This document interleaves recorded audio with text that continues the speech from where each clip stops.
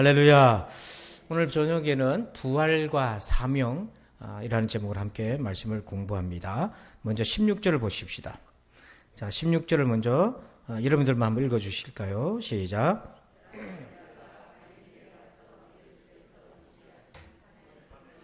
자, 부활하신 예수님이 제자들을 갈릴리에서 만나자고 하셨어요.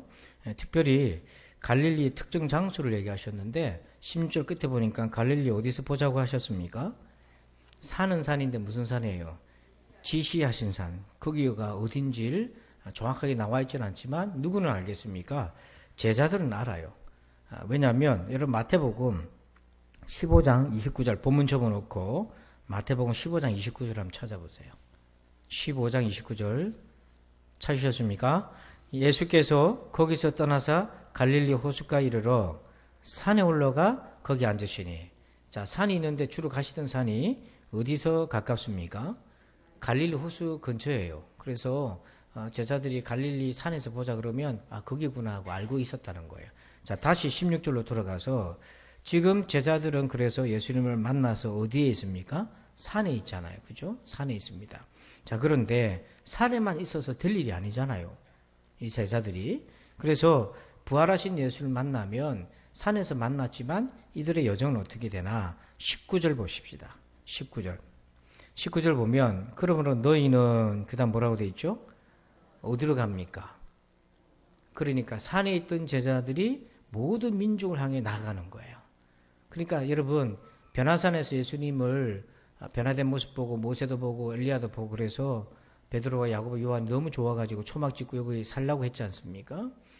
그런 것처럼 부활하신 예수님 만나가지고 그렇게 자기들끼리 부활의 주님 만나면서 잘 살 수도 있었는데 그게 신앙생활의 목적이 아닌 거예요. 산에서 만났지만은 가라는 거다. 모든 민족을 향해 가라는 거예요.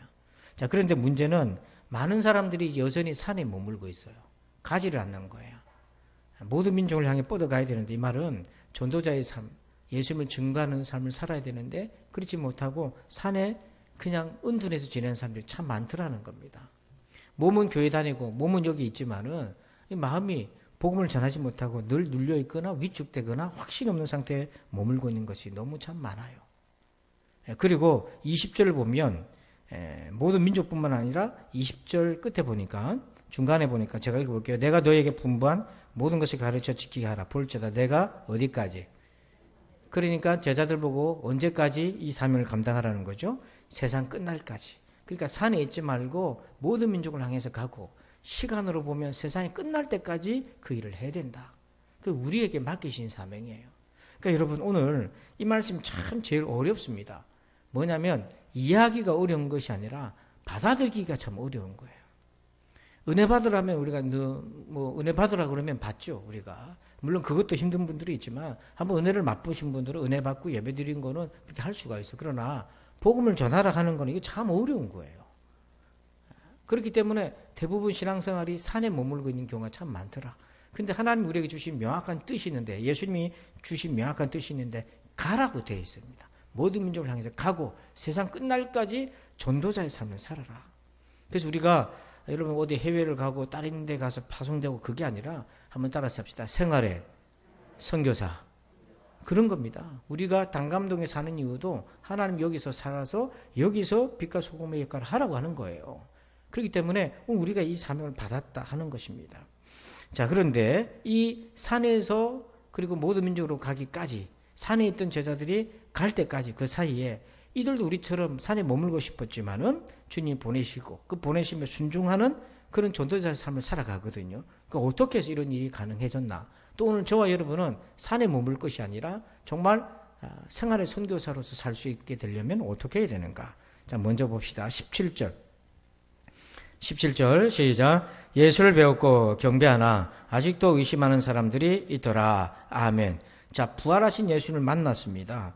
자, 그런데 반응이 어떻습니까? 지금 두 가지로 딱 나눠주죠. 어떻습니까? 첫째는 경배하는 사람들이 있고 또는요 의심하는 사람들이 있어요. 이걸 해결을 해야 돼요. 의심을 해결을 해야 됩니다. 우리가 생활 속의 전도자, 선교사의 삶을 살려면 부활하신 예수님에 대한 의심을 해결해야 되는데요. 무엇보다도 여기서 경배라는 단어가 나오잖아요. 근데 이 경배라는 단어는 이 헬라어 단어는 신약 성경 여러 군데에서 나오는데 여러분 이 같은 단어가 쓰여졌다고 해서 똑같은 의미를 얘기하는 게 아니고 맥락을 잘 살펴봐야 돼요. 이것은 여기서의 맥락은 뭐냐면 예배입니다. 왜냐하면 이제 부활하신 주님을 만났기 때문에 예수님이 하나님의 아들이신 것을 제자들이 확증했기 때문에 믿은 자들은 예수님을 랍비가 아니라 랍비로서 존중하는 것이 아니라 예배의 대상이 되는 거죠. 그래서 여러분 이 예배라는 똑같은 이 단어가 경배라는 단어가 예배적 의미로 쓰여진 곳이 몇 군데 있는데 예수님이 사마리아 여인하고 대화하잖아요. 우물가에서 사마리아 여인과 대화할 때 주제가 뭐였습니까? 예배라는 대화였어요. 그때 쓰여진 단어가 지금 경배라는 단어가 똑같은 거예요.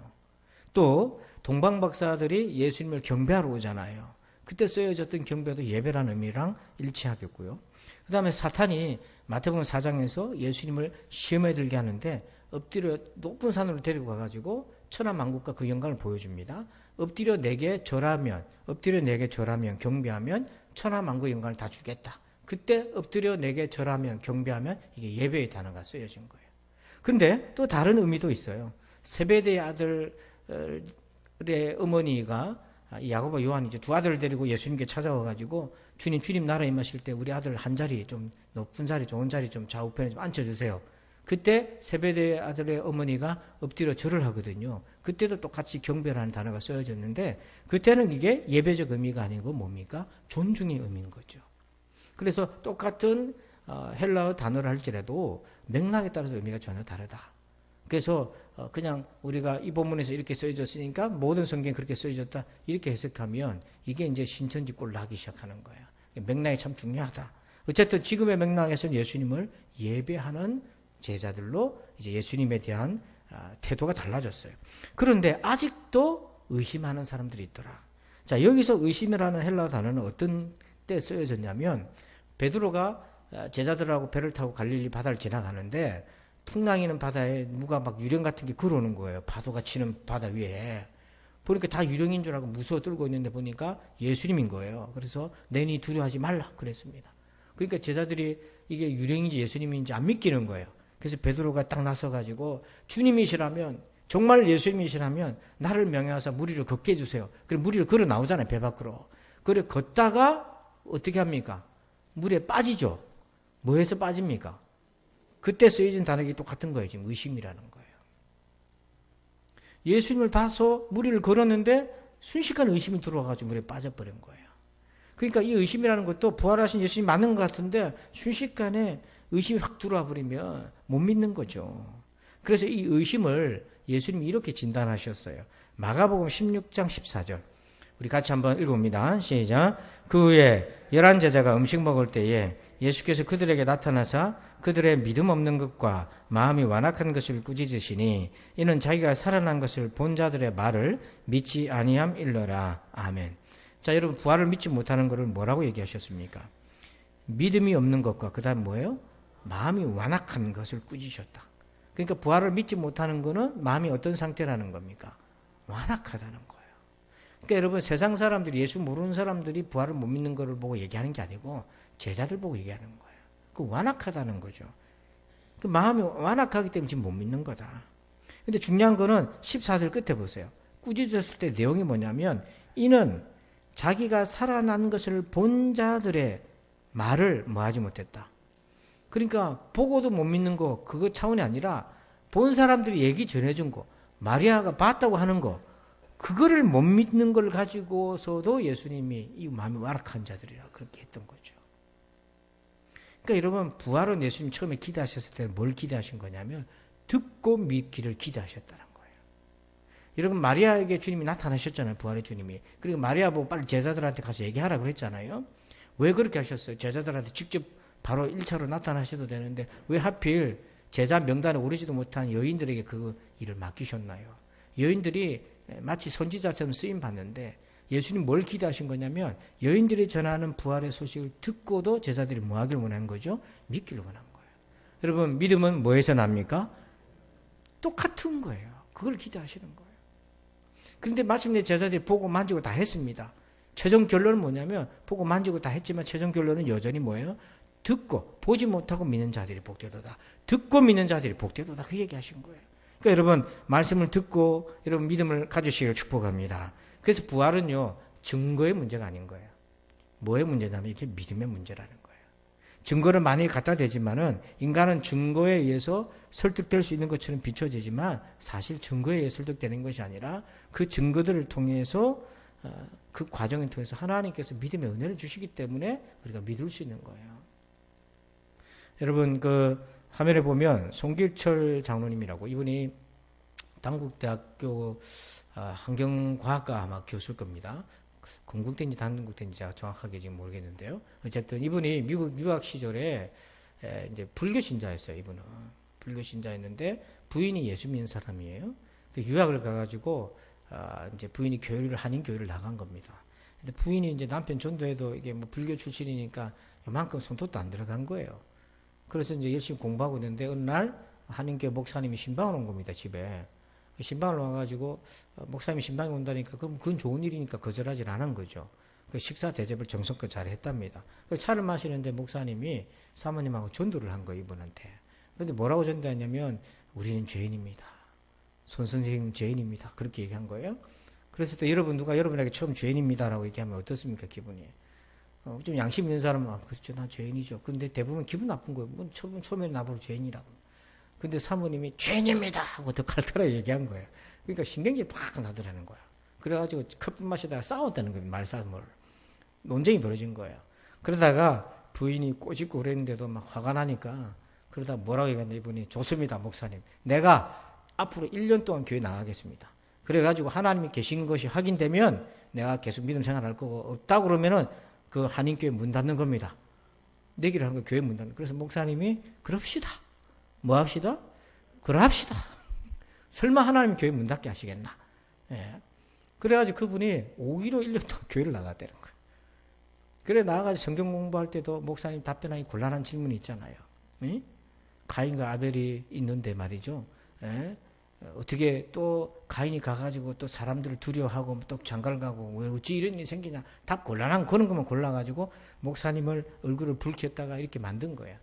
그렇게 몇 달을 지나가는데 목사님한테 그렇게 요구 따진 거예요. 말씀 있으면 증거를 보여주셔야지 하면서 계속 따진 거예요. 근데 금요 기도했던데 금요 기도회를 이제 참석한 거예요. 예배 때마다 참석을 했는데 그날 금요 기도 때부터 어느 순간인가부터 목사님이 설교를 하는데 꼭 자기한테 하는 얘기 같이 들리더래요. 이게 치는 게 아니라 자기 얘기를 하는 것처럼 말씀이 들리더라는 거예요. 그러니까 누가 역사하기 시작한 겁니까? 하나님이 역사하기 시작한 거예요. 그러니까 마귀가 역사하면 날 치네 이렇게 되지만 하나님 역사하시면 내 얘기하는 것 같다.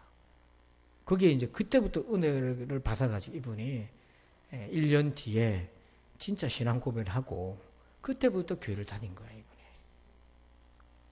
그러니까 여러분 증거를 대줘. 증거를 보여주시오. 그래서 목사님이 증거를 보여줬다 칩시다. 믿겠습니까? 그걸 믿겠냐. 온갖 핑계를 다 댈 거예요. 그러니까 여러분 신앙은 사실은 증거도 도움이 되지만 본질은 뭐냐? 믿음의 문제다.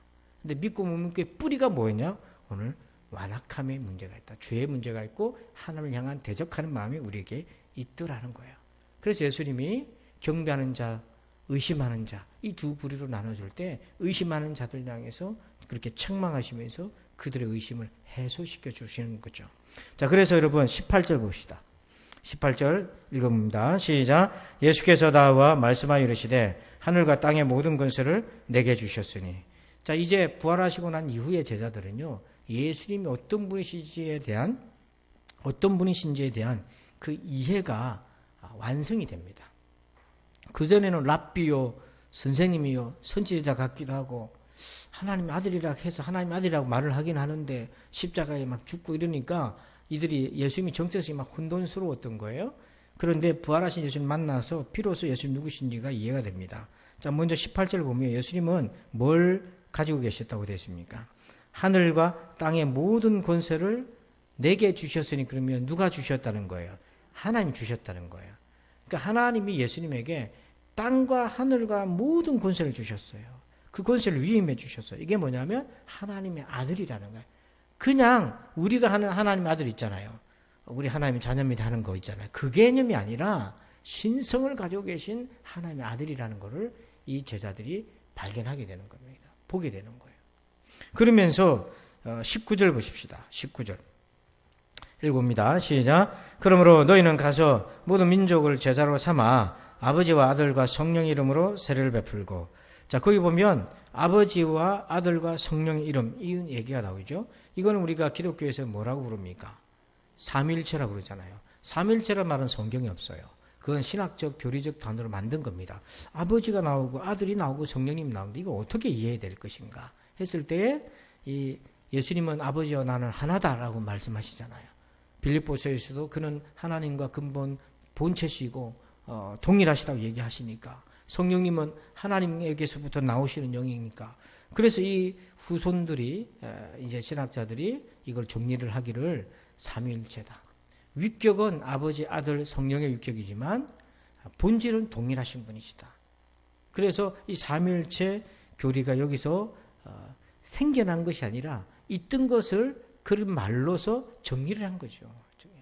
그래서 흔히 이단들이 이렇게 공격하죠. 야, 삼위일체란 말이 성경에 어딨냐? 없지요. 없지요. 그렇지만 이렇게 아버지와 아들과 성령의 이름으로 이 세 위격이 존재하심을 볼 수가 있고 확인할 수가 있고, 이걸 우리가 신앙 고백적인 차원으로 삼위일체라고 고백을 하죠. 그래서 예수님은 하나님의 아들, 신성과 인성을 가지고 계신 분. 그래서 성령님은 하나님의 영이라고도 하고 그리스도의 영이라고도 합니다. 그렇게 이제 하나님의 아들 예수입니다. 이해가 달라졌고요. 그 다음에 우리 화면을 봅시다. 누가복음 24장 51절을 먼저 읽어봅니다. 시작. 자, 그 다음에 마가복음 16장 19절. 주 예수께서 말씀을 마치신 후에 하늘로 올려지사 하나님 우편에 앉으시니라. 아멘. 자, 51절 보니까 예수님 어디로 올라가셨어요? 하늘로 올려주셨고, 마가복음에서는 하늘로 올려주셔서 어디에 계셔요?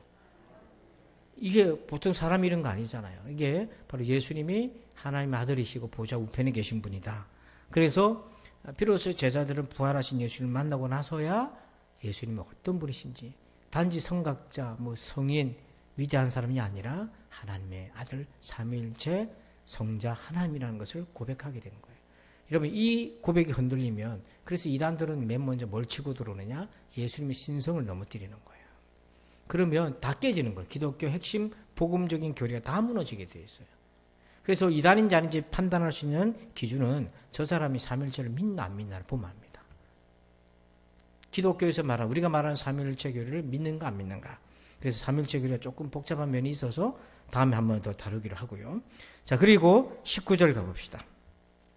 19절입니다. 시작. 그러므로 너희는 가서 모든 민족을 제자로 삼아 아버지와 아들과 성령의 이름으로 세례를 베풀고. 아멘. 자, 거기 보면 너희는 그 다음 뭐라고 시작하죠? 가서라고 돼 있잖아요. 가라고 돼 있잖아요. 이 가라는 말을 성경 다른 사복음서마다 버전이 좀 틀려요. 누가복음 24장 48절에는 이렇게 얘기합니다. 너희는 모든 일에 뭐라고요? 증인이다. 이 가라는 말을 누가복음에서는 증인의 역할을 감당해라. 그래서 사도행전 1장 8절에도 성령이 임하시면 우리가 권능을 받아서 뭡니까?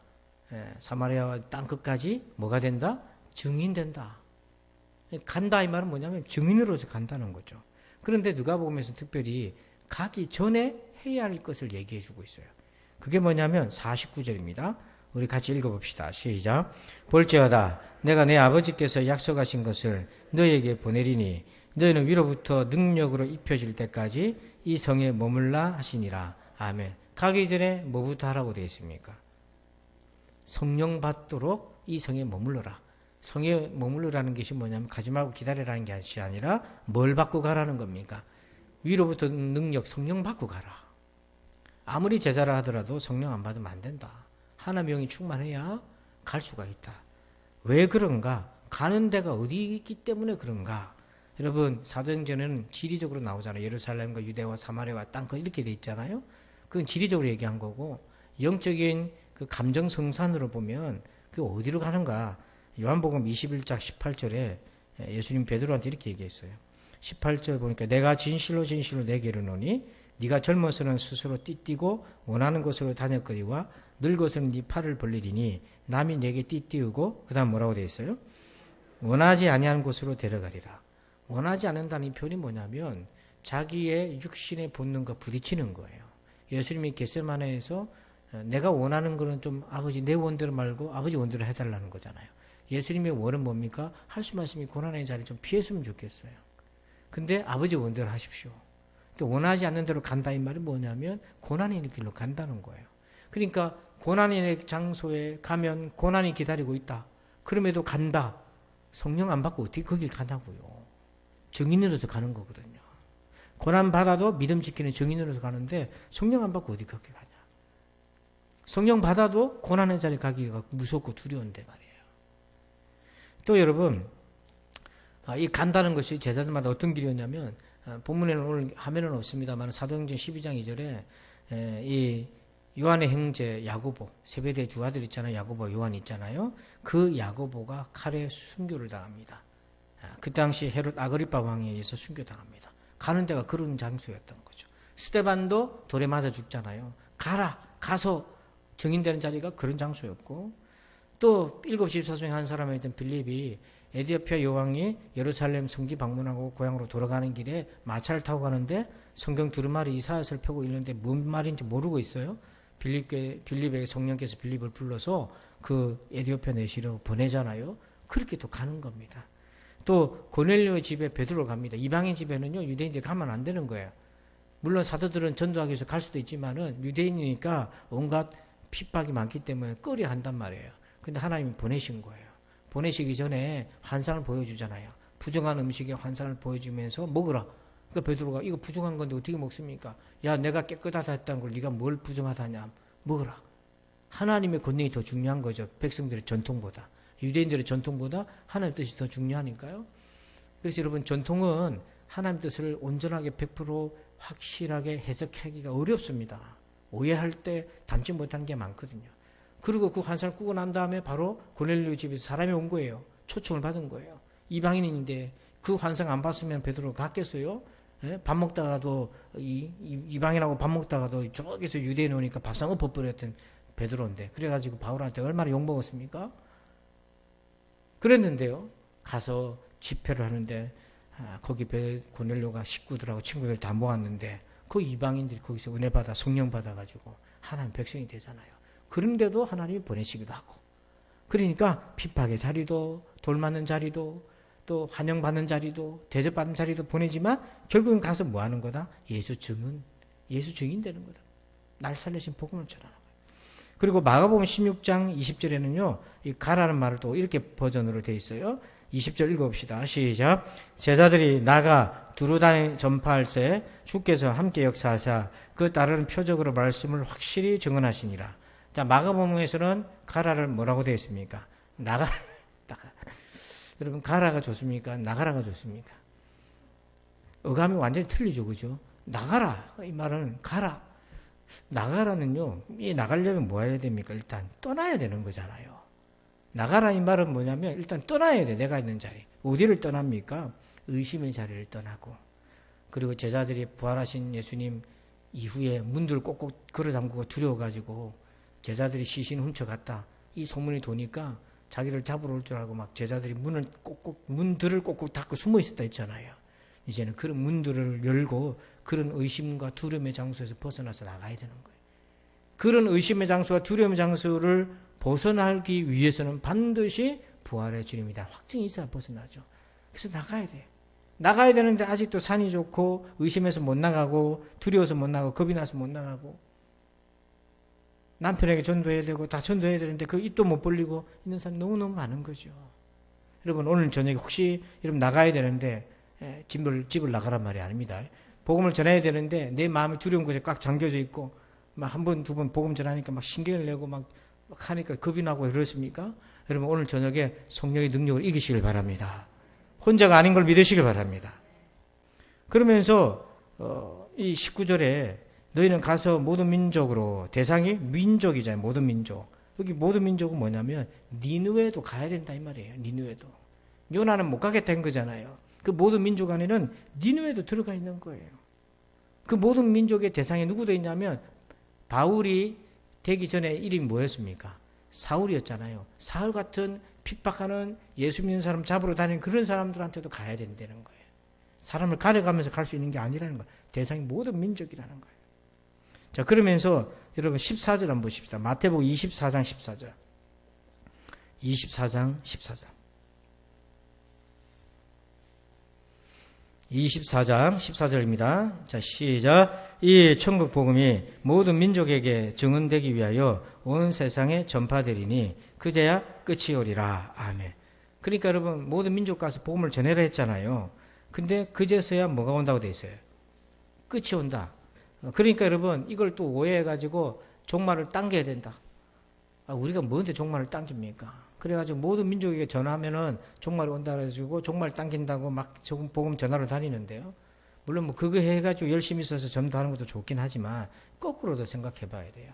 우리가 온 민족에게 복음을 전하는 거를 언제까지 해야 됩니까? 14절에 보면은 14절 보면은 모든 민족에게 복음 전할 일을 언제까지 해야 될 겁니까?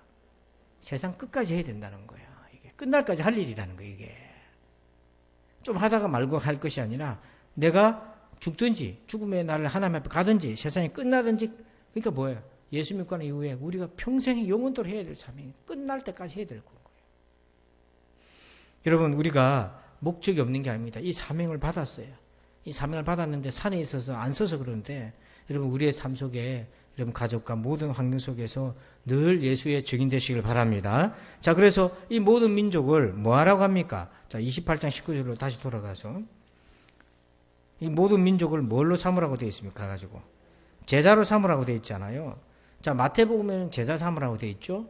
요한복음에서는 이렇게 되어 있어요. 21장 17절 보십시다. 자, 17절 끝에 보세요. 예수님이 베드로 찾아갑니다. 갈릴리 바다에서 고기 잡는 베드로 만나가지고 세 번 네가 날 사랑하느냐 세 번 물어요. 그럴 때 예수님이 사랑한다는 대답 듣고 세 번씩이나 하신 얘기가 있어요. 뭐 하라고 되어 있습니까? 내 양을 먹이라. 그러니까 여러분 마태복음에서는 가서 제사 삼으라는 거고 요한복음에서는 가서 뭐 해라는 거야? 내 양이다. 내 양이다. 원래부터 내 양이었다. 그러니까 여러분 그 주님의 양을 먹이는 것이 우리가 제자 삼는 것이다. 똑같은 원리인 거예요. 같은 말씀이에요. 그러면서 19절 마태복음 28장 19절 끝에 보면 그래서 모든 민족을 제자로 삼아서 아버지와 아들과 성령 이름으로 뭘 베풀으라고 되어 있어요? 세례 베풀어라. 여러분 세례 베풀라는 거 세례식 하라 이 말이 아닙니다. 세례를 베풀라는 거 어떤 의미냐면 마가복음 16장 16절 같이 읽습니다. 시작. 믿고 세례를 받는 사람은 구원을 얻을 것이요 믿지 않는 사람은 정죄를 받으리라. 아멘. 자, 세례를 베풀라는 말은 뭐 하라는 얘기입니까? 믿고 세례를 받는 사람은 구원을 얻는다. 세례라는 건 뭐냐면 예수 그리스도를 믿고 죄 사함을 받는 거라는 거죠. 그래서 누가복음 24장 47절에 그렇게 얘기하잖아요. 또 그의 이름으로 죄 사함을 받게 하는 회개가 이게 바로 이제 세례를 의미하는 거예요. 죄 사함을 받게 하는 회개가 예루살렘에서 시작하여 모든 족속에게 전파될 것이 기록되었으니 마태복음에서는 세례를 주라 했지만 마가복음과 누가복음에서 그 세례는 어떤 의미냐면 초대교회 성도들은 세례 그러면 그런 걸로 알았어요. 회개하고 예수 그리스도를 믿고 죄 사함 받는 거, 정결하게 죄 씻음 받는 거, 그걸 뜻하는 건데 알았다는 거죠. 그러니까 이게 뭐냐면 죄로부터 구원받는 은혜를 얻게 하라는 거예요. 여러분 교회 100년 다녀도 구원의 은혜를 경험하지 못하면 아무 소용없어요. 그죠? 그러니까 나를 지옥 갈 나를 피로 값주고 사신 그 주님의 구속의 은혜를 경험한 사람이 나의 주권을 주님께 내어드릴 수가 있어요. 왜냐하면 나는 이제 내 것이 아니고 하나님이 예수님 핏값으로 나를 사셨다. 그래서 나는 이제는 내 것이 아니고 하나님 거다. 그래서 나는 내 마음대로 사는 것이 아니라 하나님 뜻대로 사는 것이 나한테는 행복이다. 아멘. 여러분 내 마음대로 살면 행복해요? 불안해요? 지금부터 여러분 보고 마음대로 하시오. 그러면 어때요? 행복해요? 불안해요? 불안하죠. 불안한 거예요. 하나님 떠나는 게 불안한 거예요. 그러니까 주님 인도 따라가는 게 편한 거예요. 주님 인도 따라가는 게 편해요. 제가 한 번씩 효도관광 지금 코로나 때문에 못 가지만 어디 여러분들하고 여행 가거나 바람 쐬러 가면 제가 먼저 앞에 가잖아요. 사실 제가 성질이 급해 앞에 가는 게 아니고 길을 빨리 보려고 가는 겁니다. 그럼 여러분들이 뭐 작아도 제 뒷꼭지는 보일 거 아닙니까? 찾아오고 헤매지 말라고 또 두리번거리고 보고 또 제 집사람은 뒤에서 오고 저는 앞에서 가고 그러니까 여러분 이게 주님께서 우리를 인도하시는 그 길을 따라가는 게 행복한 거예요. 이게 진짜인 거죠. 자, 끝으로 봅시다. 20절 보십니다. 20절 시작. 내가 너에게 분부한 모든 것을 가르쳐 지키게 하라. 볼지어다 내가 세상 끝날까지 너희와 항상 함께 있으리라 하시니라. 아멘 아멘. 거기 보면 내가 너에게 분부한 모든 것을 가르쳐 지키게 하라. 분부한 모든 것이 뭡니까? 이게 우리가 뭉뚱그려 말씀 이렇게 생각하지만 마가복음 16장 15절에는 이렇게 정확하게 표현하고 있어요. 또 이르시되 너희는 온 천하에 다니며 만민에게 뭐해라? 복음을 전파해라. 만민에게 복음. 그러니까 분부한 모든 것을 가르쳐 지키게 하라. 이 말은 뭐냐면 복음을 전해라 하는 것이고요. 그 다음에 누가복음에서는 이렇게 얘기합니다. 24장 44절부터 천천히 한번 읽어봅시다. 이게 예수님이 부활하시고 예수님이 제자들을 만나시고 누가복음에서 사명을 주는 얘기예요. 자, 천천히 여러분들 읽어주세요. 시작.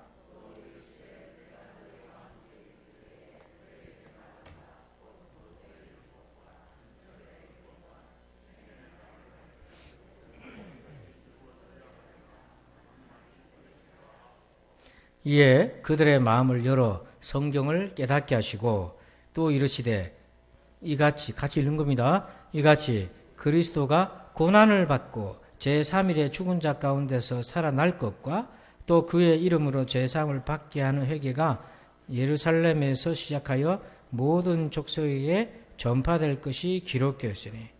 그러니까 누가복음에서는 뭘 전하는 거냐면, 자 44절 좀 다시 보여주실래요? 모세 율법과 선지자의 글과 시편에 나를 기록된 모든 것이 이루어져야 되고, 그 말씀대로 그 예언대로 46절 보면 그리스도가 이같이 고난받고 부활하실 것과 47절에 죄사함의 회개의 세례가 전파될 것을 이걸 전해라. 그래서 여러분 누가복음의 저자가 사도행전 저자잖아요. 그러면 사도행전의 7지사 중에 빌립집사 아까 얘기했잖아요. 빌립집사의 수준이 어느 정도인가 44절을 다시 보세요. 거기 보면 모세 율법과 선지자의 글과 시편에 기록한 모든 것에서 예수님을 증거한 거죠. 성경을 복음으로 이해하고 있었다는 거잖아요. 빌립이 에티오피아 여왕 내시가 마차에서 두루마리를 보고 읽고 있었는데 무슨 말인지 모르는 거죠. 그래서 물어보면 뭘 읽습니까? 성경인데 무슨 뜻인지 압니까? 설명해 준 사람이 없으니 내가 어떻게 알겠습니까? 그걸 딱 보니까 그게 이사야서예요. 53장 예수님 십자가. 그래서 성경에 뭐라고 되어 있냐면 빌립이 거기서부터 시작하여 뭘 증거했다? 누구를 증거했다? 왜? 이미 44절 보니까 모세 율법과 선지자의 글과 시편에 예수님에 대한 것을 빠삭하게 공부하고 있었던 거예요. 수준이 그랬다는 거예요. 그래서 성경 어디를 봐도 예수님을 증거할 수 있는 무장, 그냥 가는 게 아니라 이 복음을 무장했더라는 거죠. 그래서 오늘 우리도 이 복음이 무장이 돼야 돼요. 신천지가 이단이 득세한 건 뭐냐면 우리가 무장하지 못한 거에 대해서 하나님께서 사실 깨우쳐 주는 거예요. 그래가지고 지금 어떻게 너희들이 이 종말의 시대를 살아가겠나 얘기예요. 끝으로 요한복음에서는 어떻게 명령을 얘기하는가? 요한복음 20장 31절 읽어봅시다. 시작. 오직 이것을 기록함은 너희로 예수께서 하나님의 아들 그리스도이심을 믿게 하려 하며 또 너희로 믿고 그의 이름을 힘입어 생명을 얻게 하려 함이라. 아멘. 요한복음에서는 뭘 기록했다고 되어 있어요? 성경 기록한 거예요. 이것을 기록하면. 물론 이것은 요한복음을 의미하지만 성경 전체로도 적용할 수 있어요. 그래서 24절 보니까 한번 읽어봅시다. 시작. 이 일들을 증언하고 이 일들을 기록한 제자가 이 사람이라. 우리는 그의 증언이 참된 줄 아노라. 자, 24절 앞에 이 일들을 뭐하고? 그러니까 성경 기록이 뭐냐면 증언이라는 거예요. 그러니까 증언이니까 이 성경을 듣고 보고 믿어야 된다는 거예요. 증언이니까. 여러분 이 증언이라는 게 꼭 사람이 얘기해 주는 것뿐만 아니라 책에 기록되면 더 권위가 있는 거예요. 이거는. 그래서 마태복음에서는 모든 걸 지키게 하라. 또 마가복음에서는 복음, 누가복음에서는 성경 예언된 모든 주님에 대한 예언들의 말씀, 요한복음에는 예수님의 모든 진리를 기록한 이 성경을. 그래서 성경 번역하는 거예요. 읽어야 된다고 얘기하는 거예요. 그래서 북한에 성경 번역하고 중국에 성경 번역한 이유가 뭐냐면 읽으면 성령의 감동으로 기록된 것이기 때문에 사람이 막 도전을 받고 바뀌기 시작하는 거예요. 그래서 아까 송기철 장로님도 예수 없다는 거 증거하기 위해서 성경 공부를 시작했다가 여러분 참 놀랍죠? 성경을 파헤쳐서 예수 없다는 걸 얘기하려다가 그만 거기다가 카운터 펀치를 맞는 거예요. 때리러 들어갔다 맞고 나오는 거죠. 그 은혜를 맞고 나오는 거예요. 그만큼 여러분 강박한 사람에게도 말씀이 역사하는데 은혜 좀 받고자 말씀 가까이 대하는 사람이면 하나님 어찌 은혜를 안 주시겠냐 이거예요. 여러분 말씀을 가까이 하십시다. 그래서 오늘 좀 내용 길었는데요. 나머지 생략하고 오늘 여기까지 할 텐데 산에 있지 말고 갑시다. 산에 있지 말고 나갑시다. 기도하겠습니다.